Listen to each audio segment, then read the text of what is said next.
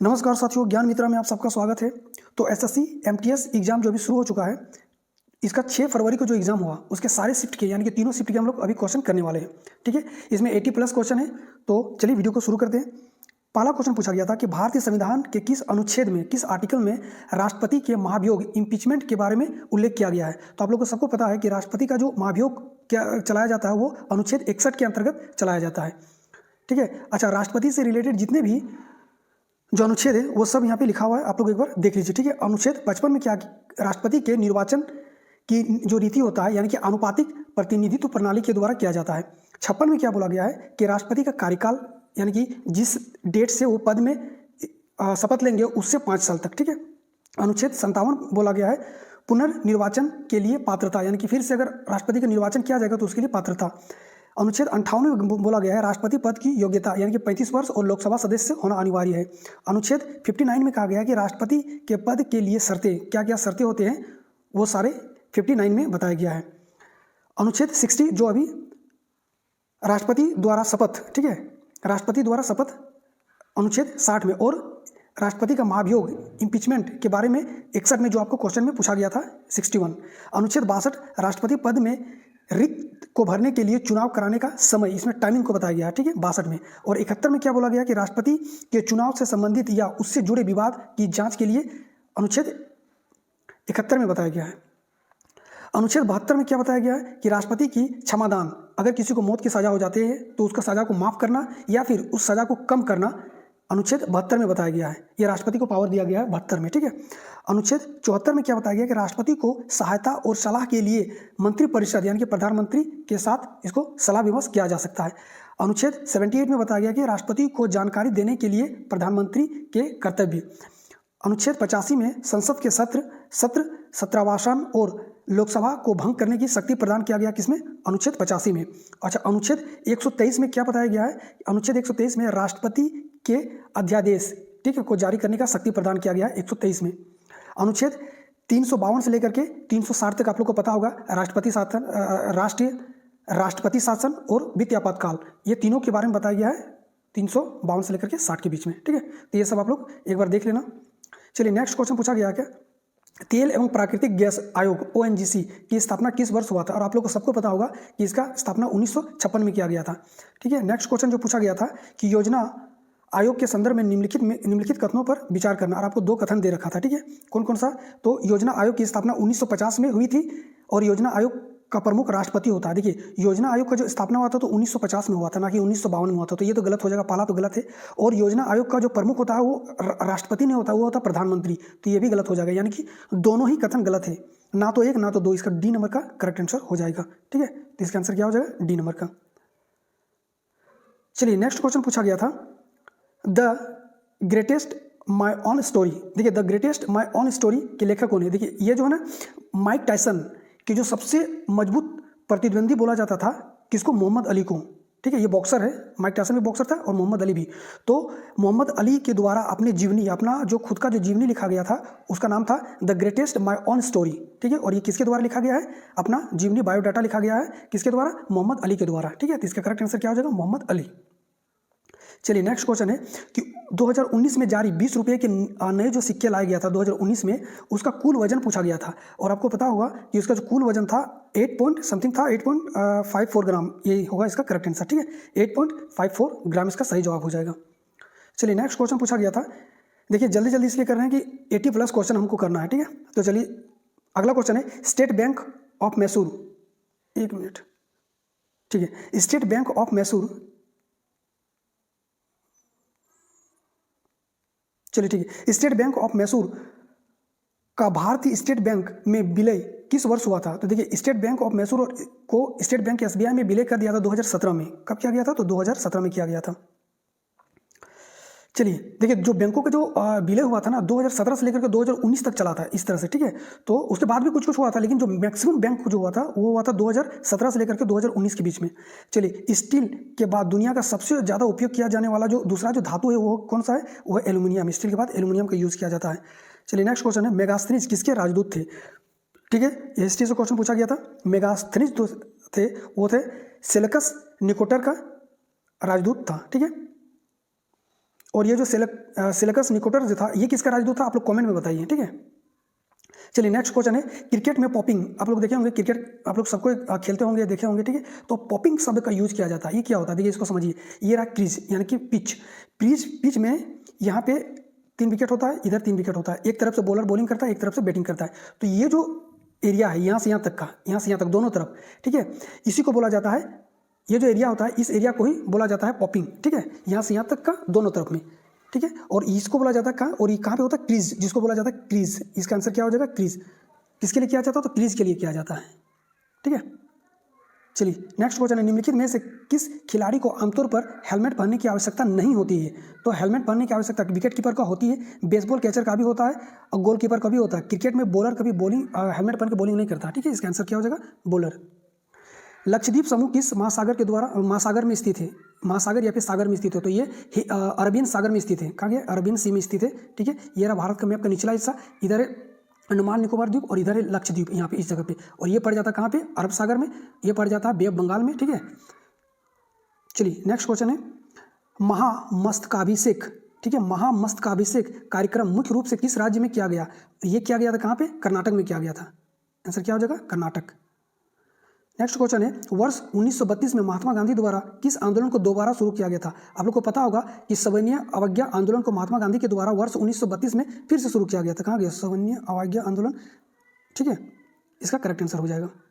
Next, अंतर्राष्ट्रीय अंतरिक्ष station 24 घंटे में पृथ्वी के कुल कितने बार चक्कर लगाते हैं। तो आप लोग को पता होगा कुल 16 बार चक्कर लगाता है, ठीक है। ये कितने बार चक्कर लगाता है, कुल 16 बार चक्कर लगा लेता है। चलिए नेक्स्ट क्वेश्चन है, अगस्त 2025 तक के आंकड़ों के अनुसार भारत की पंचायती राज संस्थाओं में निर्वाचित महिला प्रतिनिधियों की संख्या कितने लाख से अधिक कर दिया गया, कितने लाख से अधिक हो गया है। तो ये 14.5 लाख, ठीक है, ये 14.5 लाख से अधिक हो गया है।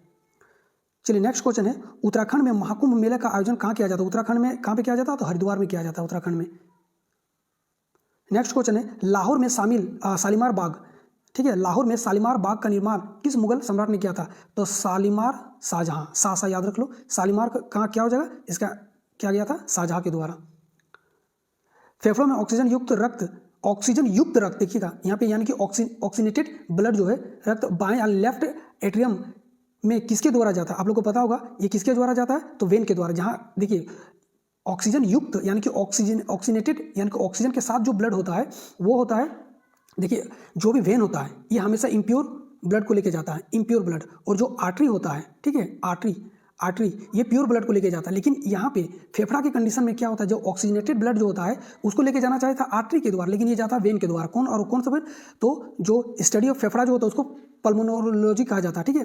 तो इसी के नाम लिख दिया है पल्मोनरी वेन, ठीक है। तो पल्मोनरी वेन इसका करेक्ट आंसर हो जाएगा। चलिए नेक्स्ट, मेंडलीव ने आवर्त सारणी में तत्वों को मुख्य रूप से किस आधार पर, देखिए मोज़ले के पहले जितना भी साइंटिस्ट आया, ठीक है, वो सब एटॉमिक मास के बढ़ते क्रम पे सजाया था, ठीक है। मोज़ले ने फर्स्ट टाइम एटॉमिक नंबर के बढ़ते क्रम पे सजाया गया था, ठीक है। तो मेंडलीव जो है मोज़ले से पहले आया था और इसने भी क्या किया था, एटॉमिक मास के द्वारा ही एटॉमिक मास के बढ़ते क्रम पे सजाया था। तो परमाणु द्रव्यमान के रासायनिक गुणसूत्र एवं परमाणु द्रव्यमान के बढ़ते क्रम पे सजाया गया था, ठीक है। तो इसका करेक्ट आंसर क्या हो जाएगा, सी।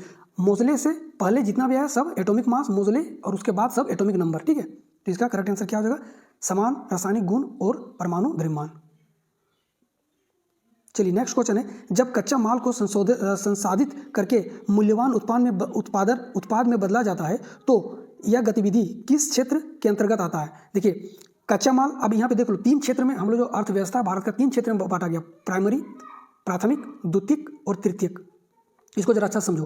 प्राथमिक में क्या होता है, रॉ मटेरियल्स, जितने भी रॉ कच्चा माल है, जैसे कि हो गया खनन, हो गया खनन से कोयला निकला, सोना निकला, चांदी, जो भी निकला रॉ मटेरियल में वो, ठीक है। मछली पालन हो गया, भेड़ बकरी पालन हो गया, पशु पक्षी पालन हो गया, ये सब आता है रॉ मटेरियल में। रॉ को जब उसको मॉडिफाई करके मैन्युफैक्चरिंग किया जाता है, रॉ को मतलब उसका मॉडिफाई करके बनाया जाता है, मैन्युफैक्चरिंग किया जाता है, तो उसको हम लोग रखते हैं द्वितीयक क्षेत्र में, ठीक है। और ये दोनों को मिला के जब देते हैं तब आता है तृतीयक क्षेत्र। तो यहाँ पे बोला गया है जब कच्चे माल को संशोधित करके मूल्यवान उत्पाद में बदला जाता है, ठीक है, तो यह गतिविधि किस क्षेत्र में आता है, तो ये द्वितीयक क्षेत्र में आएगा। किस में आएगा, द्वितीयक क्षेत्र में आएगा। लेकिन आप लोग को ऑप्शन में प्राथमिक द्वितीयक इस तरह नहीं दे रखा था, आप लोग को ऑप्शन में दे रखा था मैन्युफैक्चरिंग, और मैन्युफैक्चरिंग आता है किसमें, द्वितीयक क्षेत्र में, ठीक है। तो इसका आंसर आप लोग को जो ऑप्शन में था वो मैन्युफैक्चरिंग था, ठीक है। हम समझाने के लिए आप लोग को प्राथमिक द्वितीयक लिख दी, ठीक है। तीनों आई होप कि समझ में आ गया होगा। चलिए नेक्स्ट देखिए, उस व्यक्ति या विचारधारा को क्या कहा जाता है जो यह मानता है कि ईश्वर हर जगह मौजूद है, जो यह मानता है कि ईश्वर हर जगह मौजूद है उसको बोला जाता है सर्वेशवादी, सर्वेशवादी, ठीक है, पैंथिस्ट कहा जाता है उसको। जो मानता है कि हर जगह, हर पूरे ब्रह्मांड ईश्वर में, पूरे ब्रह्मांड में ईश्वर बसा हुआ है, ठीक है। चलिए अब इंग्लिश से भी यहाँ पे क्वेश्चन पूछा गया, तो question by choose the antonym of give up. Give up का मतलब क्या होता है, त्यागना, छोड़ देना, गिव अप कर देना, ठीक है, यानी कि छोड़ देना। तो इसका करेक्ट क्या हो जाएगा, गिव अप का कीप हो जाएगा, ठीक है। देखिए हम ऑप्शन अपने से बनाए हैं क्योंकि ऑप्शन मिला नहीं, तो कीप हो जाएगा। इसके अलावा भी अगर कुछ होगा तो कीप का मतलब रखना, गिव अप का मतलब जान लो कि छोड़ना, त्यागना, ठीक है। तो त्यागने का उल्टा क्या हो जाएगा, कीप, कीप मतलब होता है रखना। चलिए नेक्स्ट क्वेश्चन पूछा गया था, choose the correct spelling. Spelling यहाँ पे पूछा गया था हाइजीन का, ठीक है। अब यहाँ पे हाइजीन का स्पेलिंग क्या होता है, करेक्ट HYGIENE, हाइजीन, ठीक है। चलिए नेक्स्ट है, choose the antonym of disperse. Disperse का एंटोनिम क्या होता है, ठीक है। तो डिस्पर्स का मतलब होता है क्या, अलग अलग होना, अलग अलग, ठीक है, अलग करना, अलग होना, बिखरना। इसका सबसे सटीक ऐसे ऐसा रख लो ना याद, बिखरना इसको बोला जाता है, बिखरना, ठीक है।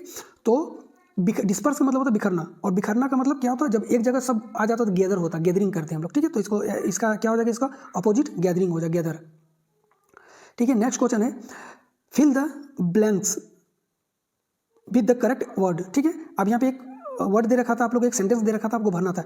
माई dash friend lives in London, I saw a dash in the forest. देखिए तो माई डियर, अब यहाँ सब ऑप्शन में ये दे रखा था, तो DEAR, डियर का मतलब तो प्रिय, डियर, माई डियर फ्रेंड, तो DEAR, और आई सो ए डियर, DEER, डियर का मतलब होता है हिरन, ठीक है। तो डियर और डियर, DER और DEAR, देखिए B नंबर का हो जाएगा, ठीक है। चलिए नेक्स्ट क्वेश्चन है, रक्त का थक्का बनाने में सहायक रक्त कोशिकाएं कौन सी होती है। तो आप लोगों को पता है प्लेटलेट्स होता है, RBC, WBC और प्लाज्मा, ये होता है प्लेटलेट्स, ठीक है। प्लेटलेट्स रक्त को थक्का बनाने में काम करता है, ठीक है। RBC ये परिवहन की तरह काम करता है, जैसे कि इसमें ऑक्सीजन ले जाने का, ठीक है। WBC ये हमारे शरीर में सिक्योरिटी गार्ड यानी कि सुरक्षात्मक गार्ड के रूप में काम करता है। प्लाज्मा क्या होता है, जो येलोइश टाइप का रहता है प्लाज्मा, ठीक है। इन तीनों को निकाल देने से जो बचता है उसको बोला जाता है प्लाज्मा, ठीक है। और प्लेटलेट्स के बारे में तो बता ही दिए।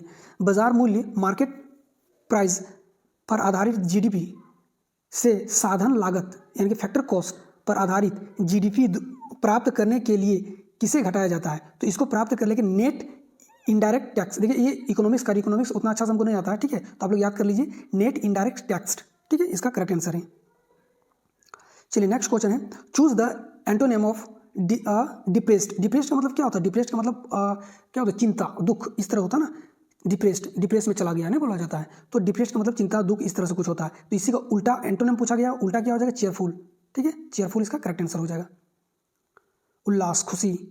सामान्य मृत्यु दर की गणना प्रति कितने व्यक्ति पर की जाती है। देखिए सामान्य मृत्यु दर हो, सामान्य जन्म दर हो, या फिर लिंग अनुपात हो, हर चीज को 1000 पे किया जाता है, प्रति 1000 पे, ठीक है। चलिए नेक्स्ट देखिए, चूज द करेक्ट स्पेलिंग। अब यहाँ पे जुबिलेंट का करेक्ट स्पेलिंग लिखा गया था, आपको चूज करना था, और इसका करेक्ट स्पेलिंग क्या होगा, JUBILANT। चलिए नेक्स्ट क्वेश्चन है, 1772 की नई न्याय प्रणाली के तहत प्रत्येक जिले में कौन से 2 न्यायालय स्थापित किया गया था। तो आप लोगों को पता होगा, एक था दीवानी अदालत और एक था फौजदारी अदालत। इसका करेक्ट आंसर हो जाता है 2 नंबर का। Next, enviro statistics India report द्वारा किस मंत्रालय द्वारा जारी किया जाता है। तो ये किया जाता है ministry of statistics and programmable implementation के द्वारा जारी किया जाता है। और इसका शॉर्ट फॉर्म होता है MOSPI। अब जो भी दिया हो शॉर्ट फॉर्म में दिया हो तो इसको, और नहीं तो लॉन्ग में इसको करना था आप लोग को। चलिए नेक्स्ट है, गंगा दशहरा का त्योहार हिंदू कैलेंडर के अनुसार किस महीने में मनाया जाता है। तो हिंदू कैलेंडर के अनुसार किस महीने में मनाया जाता है, तो ये मनाया जाता है ज्येष्ठ में, और ज्येष्ठ मास के शुक्ल पक्ष में मनाया जाता है, ठीक है। नेक्स्ट है, गीतम के बारे में कौन सा कथन सही है। तो गीतम सबसे सरल रचना है, गीतम सबसे सरल पद है। तो देखिए गीतम जो सबसे सरल रचना है ना कि पद है, तो 1 नंबर के केवल 1 सही हो जाएगा इसका आंसर, ठीक है, केवल 1 सही हो जाएगा। चलिए नेक्स्ट क्वेश्चन है, चंद्रयान 3 के प्रोपल्सन मॉड्यूल पर लगे SHAP शिप पेलोड का मुख्य उद्देश्य क्या था। तो इसका मुख्य उद्देश्य था ना कि रहने योग्य छोटे ग्रहों की खोज करना, ठीक है, रहने योग्य छोटे ग्रहों की खोज करना। नेक्स्ट क्वेश्चन पूछा गया था, पौधे मुख्य रूप से किस प्रक्रिया के माध्यम से अतिरिक्त जल को बाहर निकाल देता है? तो आप लोग को पता होगा वाष्पोत्सर्जन यानी कि ट्रांसपिरेशन के द्वारा निकालता है पानी को, ठीक है। 1 किलो जूल किसके बराबर होता है? किलो लिख दिया तो किलो का मतलब ही होता है 1000, ठीक है, कितना हो जाएगा 1000 जूल के बराबर होता है। भारतीय संविधान के अनुच्छेद 26 और 27, ये देखिए धर्म के बारे में बताया गया 26 और 27 में, ठीक है। 26 और 27, तो 26 से लेकर के 28 तक के बारे में धर्म के बारे में बताया गया। तो 26 और 27 के संदर्भ में कौन सा कथन सही है आपको बताना, तो कौन सा कथन? अनुच्छेद 26 धार्मिक मामलों के प्रबंधन की स्वतंत्रता देता है, जो कि बिल्कुल सही है, ठीक है। अनुच्छेद 27 किसी विशिष्ट धर्म के प्रचार के लिए करो यानी कि टैक्स को भुगतान के मुक्त देता है, ठीक है, तो ये भी सही है। तो ये दोनों ही आपका सही हो जाएगा, 1 और 2 दोनों। नेक्स्ट क्वेश्चन पूछा गया था, हड़प्पा सभ्यता के लोग किस धातु से अपरिचित थे? तो अपरिचित किस धातु से थे? तांबा जानता था, सोना के भी बारे में जानता था, चांदी के भी बारे में मालूम था, लेकिन लोहा के बारे में नहीं पता था इन लोगों को, ठीक है। डिग का एंटोनिम क्या होगा? डिग का मतलब होता है खोदना, ठीक है, डिग का मतलब होता है खोदना। अब खोदना का उल्टा क्या हो जाएगा? तो फिल करना, सिंपल, ठीक है।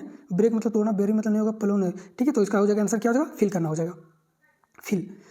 गेट बैक मतलब फिर से पा लेना, आप वापस कोई भी चीज़ खोया था या फिर टूटा था, जो भी था वो पा लिया। गेट बैक का एंटोनिम क्या होगा? तो लॉस करना, ठीक है, लॉस हो जाएगा, पाया तो फिर खोया। A well of a time का सही अर्थ क्या है? तो ए वेल ऑफ ए टाइम का मतलब होता है बहुत ज़्यादा आनंदित होना या बहुत ज़्यादा खुशी मनाना, उत्साहित होना, बहुत अच्छा समय व्यतीत करना, ठीक है, इसका मतलब होता है बहुत अच्छा समय व्यतीत करना, इसका करेक्ट आंसर हो जाएगा। Correct spelling of the word आपको बताना था। क्लेप्टोमेनिया, अच्छा क्लेप्टोमेनिया होता क्या? देखिए एक मूवी था, कोई हम नाम भूल रहे हैं इसका, ठीक है, ये हॉलीवुड मूवी था, हम नाम हमको याद नहीं आ रहा है, तो बता, उसमें एक लड़की थी, उसको ये बीमारी था क्लेप्टोमेनिया। ये क्या होता है? आप कितनों भी अमीर हो, आपके पास हर वो चीज़ है जो आपको चाहिए, उसके बाद भी आपको दिमाग हमेशा चोरी करने के लिए सलाह देगा, ठीक है, कुछ ना कुछ चुराते रहोगे आप। तो इसका ये प्रॉब्लम था उस मूवी में, हम नाम भूल रहे हैं, ठीक है। तो यहाँ पे लिखा भी गया, एक दुर्लभ लेकिन गंभीर मानसिक स्वास्थ्य विकार है, ठीक है, जिसमें व्यक्ति को बिना किसी स्पष्ट कारण या वित्तीय आवश्यकता के चीज़ें चुराने की तीव्र अनियंत्रित इच्छा होती है, ठीक है, इसका आंसर हो जाएगा कौन सा? क्लेप्टोमेनिया। इसका स्पेलिंग पूछा गया था, तो आपको स्पेलिंग KLEPTOMANIA, ठीक है। Correct spelling of the word, अब इस कौन सा वर्ड का? तो फैसिनेशन का मतलब होता है सम्मोहन, आकर्षण, ठीक है, तो यहाँ पे लिखा भी सम्मोहन, आकर्षण, मोह माया याद रखो, ठीक है, तो इसका हो जाएगा करेक्ट स्पेलिंग फैसिनेशन, ये हो जाएगा। चलिए नेक्स्ट क्वेश्चन है, पश्चिम बंगाल में दुर्गापुर स्टील प्लांट ब्रिटेन के मदद से बनाया गया था, ठीक है, तो किसके मदद से बनाया गया था? ब्रिटेन की मदद से। नेक्स्ट क्वेश्चन है, हाल ही में चर्चा में रहा स्कॉट, इसका फुल फॉर्म क्या होगा? Space circumstantial orbital tracker mission किस भारतीय स्टार्टअप द्वारा विकसित किया गया है? किसके द्वारा विकसित किया गया है? तो दिंग तारा के द्वारा किया गया है, दिंग तारा, इसका करेक्ट आंसर हो जाएगा। नेक्स्ट है, निम्न में से कौन सा प्राथमिक क्षेत्र के अंतर्गत नहीं आता? अभी हम बताएं, प्राथमिक क्षेत्र के अंतर्गत रॉ, सेकेंडरी में इस रॉ को जो मैन्युफैक्चरिंग कर दिया जाएगा, इस रॉ से कुछ फाइनल प्रोडक्ट बना दिया जाएगा, और तीसरा में क्या आएगा? इन दोनों को मिला के, जैसे कि वित्त का, बैंकिंग होता है, ये सब जितना भी होता है, ये सब आता है तीसरा में, ठीक है। और यहाँ पे क्या बोला गया क्वेश्चन में, निम्न में से कौन सा प्राथमिक क्षेत्र के अंतर्गत नहीं आता है? नहीं आता, कृषि आता है, वानिकी यानी कि वनों से उत्पादन जो भी प्रोडक्ट होता है, ठीक है, जैसे लकड़ी हो गया, हनी हो गया, पत्तियाँ, जड़ी बूटी हो गया, ये सब चीज़ें वानिकी हो गया, ठीक है। खनन, कोयला का निकालना, रॉ मटेरियल हो गया, कुछ और निकालता है, ठीक है, ये सब हो गया। तो विनिवेश नहीं होता है, ठीक है, विनिवेश इसका करेक्ट आंसर हो जाएगा। अब यहाँ पे देख लो, तीनों को बारे में लिख दिए। प्राथमिक क्षेत्र क्या क्या आता है? जैसे कि कृषि, खेती हो गया, मत्स्य पालन हो गया, वानिकी यानी कि वनों से उत्पादित जो भी प्रोडक्ट है वो, खनन और उत्खनन, पशुपालन, ये सब आ जाता है। द्वितीय क्षेत्र में क्या आता है? तो विनिर्माण, मैन्युफैक्चरिंग, जैसे कार, कपड़े, खिलौने बनाना, ठीक है, निर्माण, कंस्ट्रक्शन, जैसे घर, सड़क, पुल, ये सब, औद्योगिक उत्पादन, जैसे रसायन और इंजीनियरिंग। तृतीय क्षेत्र में बैंकिंग और बीमा, परिवहन, ठीक है, रेल, सड़क, वायु, ये सब तीनों मिला के, शिक्षा, स्वास्थ्य, सेवाएं, ठीक है, सेवाएं, पर्यटन और होटल, सूचना प्रौद्योगिकी, IT सेक्टर, ये सब के तीसरे क्षेत्र में आता है, ठीक है, तो ये सब आपको याद रख लीजिएगा। चलिए नेक्स्ट क्वेश्चन है, च्वांग लाइजोन नृत्य का संबंध किस भारतीय राज्य से है? किसका? च्वांग लाइजोन, और ये किससे? तो ये आता है मिजोरम कहाँ है? मिजोरम से है, ठीक है, ये मिजोरम से है, मिजोरम। चलिए नेक्स्ट है, उस व्यक्ति को क्या कहा जाता है जिसके पास अपना कर्ज चुकाने या जीवन यापन करने के लिए बिल्कुल भी धन ना हो, इसको बैंकक्रप्ट कहा जाता है। ठीक है, और यहाँ पे बैंकक्रप्ट आप लोग को नहीं दे रखा था, शायद आप लोग को दे रखा था पेपर। ठीक है, ये आ जाएगा इसका करेक्ट आंसर। नेक्स्ट है बैंक शब्द के दो अलग अलग मीनिंग क्या। देखिए आप लोग बैंक ऑफ इंडिया, ठीक है, तो एक हो गया बैंक, एक होता है वे ऑफ बैंक, एक नदी के किनारे या फिर समुद्र के किनारे जो बोला जाता है ना, उसको बोला जाता है बैंक। बैंक तो बैंक का दो होता है, एक तो होता है आपका नदी के किनारा, ठीक है, नदी के किनारा, माफ कीजिएगा, समुद्र के किनारे को तो बीच बोला जाता है, नदी का किनारा हो गया, और दूसरा होता है पैसा जमा करने के लिए, जैसे कि बैंक हो गया। ठीक है, व्हेन लव कैम कॉलिंग, देखिए ये एक बुक है, पुस्तक है, और इसका जो लेखक कौन है, ये, और इसका जो लेखक ये होता है, ये प्रीति सिनोय। ठीक है, इसका लेखक कौन है, प्रीति सिनोय है। नेक्स्ट क्वेश्चन है भारत के मूल संविधान की समवर्ती यानी कि कंकरेंट सूची में कितने विषय शामिल थे। अच्छा देखिए पूछा गया क्या, मूल जो पहले था उसके बारे में, और जो पहले था ना उसमें जो है 47 को 47 माफ कीजिएगा 47 को रखा गया था। ठीक है, कंकरेंट सूची में, और अभी अगर वर्तमान में पूछा जाएगा तो अभी वर्तमान में 52, ठीक है 52, और इसका आंसर हो जाएगा मूल में 47 था और अभी वर्तमान में 52 है, तो दोनों ही याद रख लेना, आंसर इसका हो जाएगा 47। नेक्स्ट है सिनेबार, ये पूछा गया था कि सिनेबार किस धातु का अयस्क है। आप लोगों को पता होगा कि सिनेबार जो मरकरी का होता है, किसका होता है, मरकरी का। यदि मृत्यु दर जन्म दर से अधिक होगा तो जनसंख्या में क्या असर होगा। आप खुद सोच के देखो कि अगर मरने वाले की संख्या ज़्यादा होगा जन्म लेने वाले की संख्या से, तो जन्म दर कम हो जाएगा, यानी कि इसका कमी आ जाएगा, जनसंख्या में क्या हो जाएगा, कमी आ जाएगा। नेक्स्ट है हिंद स्वराज पुस्तक किसने लिखा था। इजी क्वेश्चन था, महात्मा गांधी के द्वारा लिखा गया था। नेक्स्ट क्वेश्चन है 2011 की जनगणना के अनुसार निम्नलिखित में से किस राज्य की जनसंख्या सबसे अधिक थी। अब आपको 4 राज्य दे रखा था, आपको अपने मन से नहीं बताना था, कर्नाटक, राजस्थान, तमिलनाडु और पश्चिम बंगाल। तो इनमें से जो पश्चिम बंगाल था, इसकी जनसंख्या, इन तीनों में से पश्चिम बंगाल की जनसंख्या सबसे ज़्यादा था 2011 की जनगणना के अनुसार। ठीक है, कजरी जो है ना, ये किस राज्य में का एक नृत्य है, लोक नृत्य और गायन भी है, ये किस राज्य का है, और ये जो है ना उत्तर प्रदेश का है, मध्य प्रदेश उत्तर प्रदेश। ठीक है, कजरी जो है उत्तर प्रदेश का है। चलिए नेक्स्ट क्वेश्चन है निम्नलिखित में से कौन सी पर्वत श्रेणी हिमालय श्रेणी के अंतर्गत नहीं आता है, भाग नहीं है। ठीक है, तो पीर पंजाल है, लद्दाख है और जांस्कर है, अरावली नहीं है। ठीक है, अभी अरावली हटाओ वाला एक आया था ना बहुत, अभी बहुत ज़्यादा ये हुआ था, वायरल हुआ था। ठीक है, तो ये अरावली इसका करेक्ट आंसर हो जाएगा। निम्नलिखित में से कौन सा वॉलीबॉल में सर्विस का एक प्रकार है। तो देखो वॉलीबॉल में सर्विस किया जाता है उसका एक प्रकार कौन सा है, तो फ्लोट सर्व, जंप सर्व और अंडरहैंड सर्व, ये तीनों ही है। ठीक है, इसका ऑल ऑफ द अबव हो जाएगा, इसका आंसर क्या हो जाएगा 4, all of the above. Next है माउंट आबू स्थित दिलवाड़ा मंदिर परिसर में कुल कितने मंदिर हैं। तो कुल 5 मंदिर है वहाँ पे। ठीक है, जिन दिलवाड़ा क्या है, जैन धर्मों के लिए बहुत पॉपुलर, जैन प्लस बुद्ध भी है यहाँ पे। ठीक है, तो जैन के लिए पॉपुलर है, बुद्ध भिक्षु भी या फिर बुद्ध धर्म जो मानते हैं वो भी यहाँ पे जाता है। ठीक है, तो इसका करेक्ट आंसर क्या हो जाएगा 5। नेक्स्ट है in the footsteps of Mahatma Gandhi sanitation पुस्तक के लेखक कौन है। ठीक है, in the footsteps of Mahatma Gandhi sanitation पुस्तक के लेखक कौन है, और इस पुस्तक के लेखक कौन है, तो सुदर्शन अयंगर। ठीक है, सुदर्शन अयंगर इसका करेक्ट आंसर हो जाएगा। नेक्स्ट क्वेश्चन है ग्लोबल फायर पावर इंडेक्स 2025 में किस देश को प्रथम स्थान मिला है। तो इसको यूएसए को, अमेरिका को मिला है। ठीक है, उभयचरों जैसे मेढक में हृदय में कितने कक्ष होते हैं, हम ये वाला कई बार बता चुके हैं। जो पानी में रहेगा, सिर्फ पानी में रहेगा, सिर्फ जो पानी में रहेगा उसमें 2 कक्ष होता है। जो पानी और जमीन दोनों में रहेगा, पानी में भी रह सकता है, जमीन में भी रह सकता है, सांस ले सकता है इसका मतलब। ठीक है, या फिर जो दोनों में रहता है, इसमें होता है 3 चैम्बर होता है। एक्सेप्शनल में क्रोकोडाइल हो जाता है। ठीक है, उसमें होता है 4 चैम्बर। और इसके अलावा जो सिर्फ जमीन में रहता है या फिर हवा में उड़ता है, जैसे पशु पक्षी हो गया, जीव जंतु हो गया, इसमें होता है 4। ठीक है, तो पानी में रहने वाले 2 चैम्बर, हार्ट में 2 चैम्बर होता है। पानी और जल और थल दोनों में रहने वाले 3 चैम्बर होता है। एक्सेप्शनल में खाली क्रोकोडाइल एक याद रख लेना, घड़ियाल क्रोकोडाइल, उसमें 4 चैम्बर होता है। और इसके अलावा पानी और जल थल के अलावा जो पशु पक्षी हो गया, जीव जंतु हो, जो स्थल में रहता है या फिर हवा में उड़ता है, उसमें 4 चैम्बर होता है। ठीक है, तो यहाँ पे सिर्फ बोला गया मेंढक के जो पानी और जमीन दोनों में रहता है उसमें 3 चैम्बर हो जाएगा।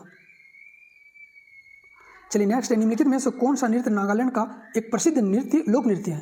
ठीक है, और ये कौन सा है, ले सलाप्टू नाम भी आ जाता है।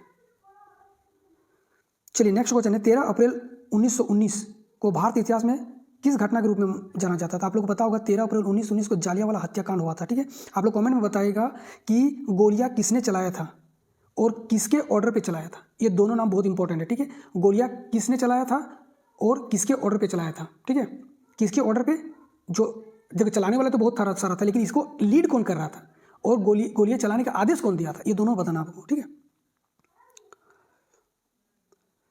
चलिए नेक्स्ट है, प्राचीन इंद्रप्रस्थ के स्थल पर दीनपनाह नामक शहर की स्थापना किसने की थी? देखिए, दीनपनाह शहर की स्थापना जो है वो क्या था, हुमायूं ने। कहाँ गया हुमायूं ने किया गया था। ठीक है, हुमायूं ने इंद्रप्रस्थ जो पहले था वहाँ पे दीनपनाह एक शहर का स्थापना किया था। ठीक है, तो हुमायूं ने 1533 ईस्वी में आस्था का शरण स्थल कहा जाता था किसको, दीनपनाह को। ठीक है, कहा जाता था। और 1540 में इसको दीनपनाह को शेरशाह सूरी ने इसको नष्ट कर दिया। ठीक है, पहले इंद्रप्रस्थ था, इंद्रप्रस्थ को मुस्लिम आक्रमणकारी आया, इसमें हुमायूं ये तोड़ फोड़ करके क्या बना दिया, दीनपनाह। अब फिर से ये भी मुस्लिम आक्रमणकारी था शेरशाह सूरी, अब ये तोड़ा और ये फिर बना दिया, शेरगढ़ बना दिया था वहाँ पे। ठीक है, और ये कब तोड़ा था, 1540 में। प्रसिद्ध पुष्कर मेला, अच्छा पशुओं के लिए जो सबसे बड़ा भारत में मेला लगता है वो राजस्थान में लगता है, पुष्कर मेला के नाम से, और यहीं पे सूर्य मंदिर भी है। ठीक है, तो पुष्कर मेला राजस्थान इसका करेक्ट आंसर हो जाएगा।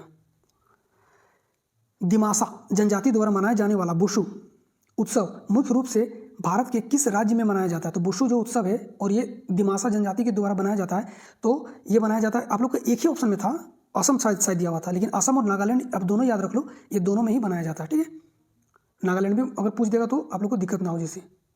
चलिए नेक्स्ट क्वेश्चन है, उस कोलाइडल तंत्र को क्या कहा जाता है? ठीक है, जिसमें गैस एक ठोस माध्यम में परिक्षेपित होती है जैसे स्पंज में देखा जाता है। देखिए, ये जो होता है ना, ये इसको बोला जाता है सॉलिड फॉर्म। ठीक है, ये हम ऑलरेडी पढ़ा रखे हैं, मैटर एंड इट्स स्टेट का ये है क्वेश्चन, और ये हम ऑलरेडी पढ़ा रखे हैं, मिल जाएगा, देखिएगा आप लोग साइंस में जाके, साइंस सेक्टर में घुस के अगर देखिएगा, मैटर एंड स्टेट्स ये 3 पार्ट में पढ़ाए हैं, ये पूरा अच्छा समझा रखे हैं। ठीक है, क्या होता है देखना, जब कोई सॉलिड है, अब इसमें गैस पहले से इमर्ज्ड है, अब वो गैस निकल गया, तो अब वो सॉलिड को काटोगे तो देखोगे कि इस तरह से सॉलिड है, तो उसमें छोटा छेद, मतलब वो बुलबुला जहाँ पे रहता है उस तरह बुलबुला टाइप के दिखेगा, वहाँ से गैस निकल जाता है और वो रह जाता है, जैसे कि स्पंज में होता है। ठीक है, और इसी को बोला जाता है सॉलिड फॉर्म। ठीक है, नेक्स्ट क्वेश्चन पूछा गया है, टेनिस में एक सामान्य गेम को जीतने के लिए एक खिलाड़ी को न्यूनतम, देखो ना यहाँ पे क्या पूछा है, न्यूनतम कितने अंकों की जरूरत होती है? तो 440 को याद रख लेना, न्यूनतम 4 चाहिए, मैक्सिमम 40 चाहिए। ठीक है, 4 मैक्सिमम जीतने के लिए तो 40 चाहिए, जो एक सेट पूरा चलते रहता है, 1 सेट 2 सेट 3 सेट 40 जब हो जाता है, एक सेट जीता 40 हो गया, फिर दूसरा सेट में 40 हुआ, फिर जीत गया। ठीक है, तो ये 40 होता है। 4 कब होता है, देखना 4 कैसे होता है, न्यूनतम जब टाई हो गया तो 4 का सेट एक दिया जाता है, 4 इधर का भी 4 इधर का, जो पहले 4 सेट कर लेगा न्यूनतम इसको माना जाता है। ठीक है, वो जीत जाता है। आप लोग देखना जब टाई हो जाएगा टेनिस में तो ये 4-4 का होता है। ठीक है, जो पहले 4 कर दिया वो जीत जाता है, इसका न्यूनतम कितना हो जाएगा 4, और मैक्सिमम आप लोग से पूछेगा तो 40। ठीक है, तो इसका करेक्ट आंसर अभी के लिए इस क्वेश्चन के लिए 4 हो जाएगा। चलिए नेक्स्ट क्वेश्चन है, भारत के संविधान के भागों के संबंध में निम्नलिखित में से कौन सा विकल्प सही नहीं है? तो भागों, अच्छा संविधान के भाग के बारे में यहाँ पे पूछा गया है, तो पंचायत भाग 9 में है, ना कि 10 में है। ठीक है, तो पहले वाला तो गलत हो गया। आधिकारिक भाषा भाग 17 में दिया गया, ये सही है। मौलिक अधिकार भाग 3 में, और राज्य के नीति निर्देशक तत्व भाग 4 में, तो यानी कि आपका पहला ही क्वेश्चन गलत हो गया है। ठीक है, 1 नंबर का सही हो जाएगा।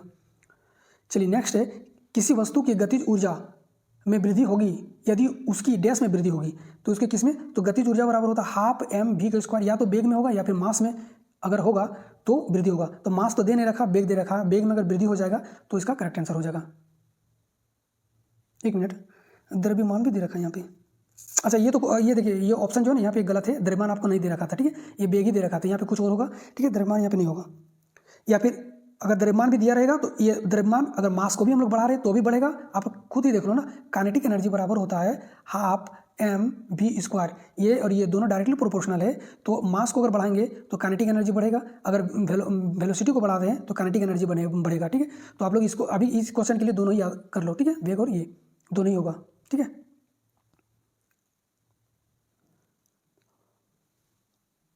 ठीक है, अगला क्वेश्चन देखिए, कोरियोलिस बल के कारण पवने और गतिमान वस्तुएं उत्तरी गोलार्ध में दाईं ओर तथा दक्षिणी गोलार्ध में बाईं ओर विक्षेपित हो जाती है। यह नियम किसने दिया था? तो यह नियम दिया था फेरल ने दिया था। ठीक है, फेरल ने दिया था, इसका फुल नाम क्या है, विलियम फेरल। राष्ट्रीय परिवार स्वास्थ्य सर्वेक्षण 2019 से 21 2019-21 के अनुसार भारत में कुल जनसंख्या लिंगानुपात कितना दर्ज किया गया है? तो कितना दर्ज किया गया है? तो 1020 माफ कीजिएगा, यानी कि 1020 दर्ज किया गया है। निम्नलिखित में से कौन सा एक तत्वाद मतलब होता है कि तार वाला यंत्र का उदाहरण है? अब यहाँ पे देख लो, आपका ऑप्शन में क्या दिया था, या तो सितार होगा, बीना होगा, तानपुरा होगा, सरोद होगा, सारंगी, वायलिन, संतूर, इसराज, सुरबहार और एकतारा। ये सब जो होता है ना तार होता है, तार के द्वारा इसको बजाया जाता है।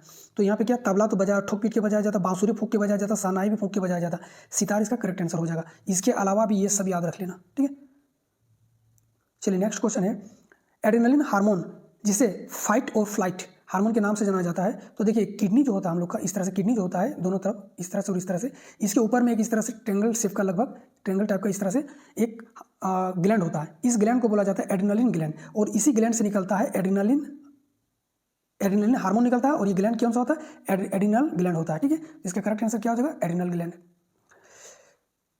मार्च 2025 में प्रदर्शनकारियों के खिलाफ सोनिक बूम, ठीक है। देखिए 2025 में ये बहुत हाईलाइटेड हुआ था, न्यूज़ में भी था, आप लोग को याद होगा। सोनिक बूम यानी कि ध्वनि हथियार का यूज़ किया गया था, और ये काफ़ी चर्चा में रहा था, और ये सर्बिया में किया गया था, ठीक है। ये कौन देश में किया गया था? सर्बिया में।